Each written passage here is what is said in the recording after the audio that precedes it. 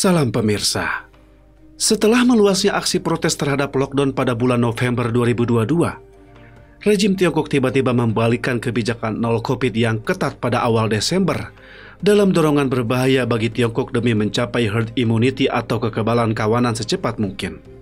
Hal demikian diungkapkan oleh seorang pakar. Sejak pembalikan aturan, COVID-19 telah memporak-porandakan populasi Tiongkok yang tidak siap menghadapi perubahan mendadak setelah 3 tahun pembatasan nol COVID.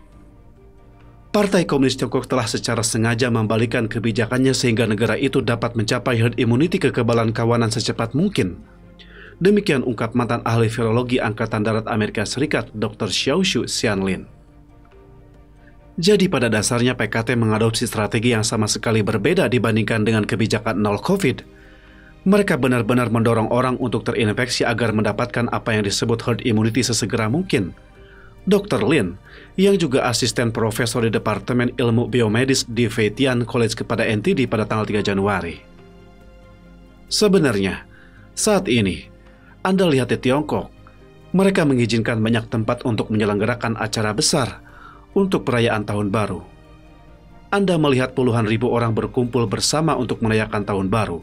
Tambahnya, menurut laporan dari media yang dikelola pemerintah Tiongkok, Global Times, pada tanggal 31 Desember, ribuan orang berkumpul di Wuhan, Provinsi Hubei, Tiongkok Tengah untuk menghadiri acara hitung mundur.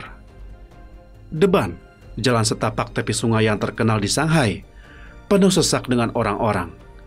Sementara itu, kerumunan besar orang menyaksikan kembang api di jalan di Xi'an, Provinsi Shanxi, Barat Laut Tiongkok, pemandangan yang belum pernah terjadi dalam 3 tahun. Mereka pada dasarnya mendorong banyak orang untuk terinfeksi parah dan banyak yang akan berakhir di ICU atau meninggal dunia, dan itu terjadi pada saat Tiongkok berada dalam kekurangan. Sangat buruk bahkan untuk obat-obatan anti-COVID Paxlovid katanya. Satu-satunya obat asing untuk pengobatan COVID-19 yang telah menerima persetujuan nasional dari regulator Tiongkok adalah Paxlovid. Namun, mendapatkan akses ke sana cukup sulit. Obat antivirus itu ditawarkan melalui portal perawatan kesehatan Tiongkok awal bulan ini dan dengan cepat terjual habis, demikian dilaporkan CNN pada tanggal 26 Desember. Dia menggambarkan situasinya sebagai bencana yang sangat besar karena begitu banyak orang akan meninggal dunia karena mereka tidak dapat mengakses perawatan medis.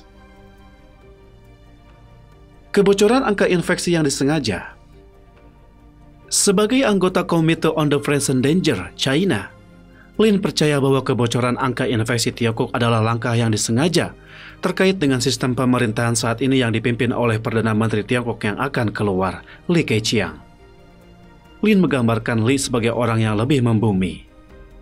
Jadi kadang-kadang Anda melihat beberapa data keluar dari sistem, kata Lin, mengutip pernyataan baru-baru ini yang dibuat oleh Cheng Kuang, mantan kepala epidemiologi di Pusat Pengendalian dan Pencegahan Penyakit Tiongkok. Kami tidak menyangka gelombang pertama akan sekeras ini, kata Cheng kepada panel online pada tanggal 29 Desember menurut media pemerintah. Berdasarkan perkiraan Cheng, lebih dari 80% penduduk Beijing atau 17,6 juta orang mungkin telah terinfeksi COVID-19. Secara terpisah, bocoran gambar makalah dari konferensi PKT mengungkapkan bahwa pihak berwenang percaya sebanyak 248 juta orang terinfeksi dalam 20 hari pertama bulan Desember. Selain itu, virus tersebut juga telah menginfeksi lebih dari separuh penduduk Beijing dan Provinsi Sichuan di Tiongkok Barat Daya, demikian menurut dokumen tersebut. Sementara itu, anggota Politbiro yang baru terpilih, Li Qiang, yang menurut Lin, sebenarnya memimpin dalam mengendalikan situasi pandemi di Tiongkok, ingin menutupi informasi yang sebenarnya tentang infeksi, rawat inap, dan orang-orang di ICU, serta jumlah yang meninggal dunia. Lin mengatakan jumlah yang meninggal dunia seharusnya dari rejim Tiongkok sejak awal pandemi sampai sekarang mencapai 5.253 adalah lelucon. Ini benar-benar angka yang tidak dapat dipercayai siapapun saat ini, katanya. Jadi saya pikir kenyataannya jauh lebih buruk daripada yang dilihat dunia melalui data resmi, katanya. Saya pikir pada Januari atau bahkan pada bulan Februari, kita masih akan melihat puncak yang sangat tinggi dari jumlah korban meninggal dunia dari Tiongkok, jumlah yang sebenarnya, Lin memprediksi. Cukup sekian dan terima kasih atas perhatiannya.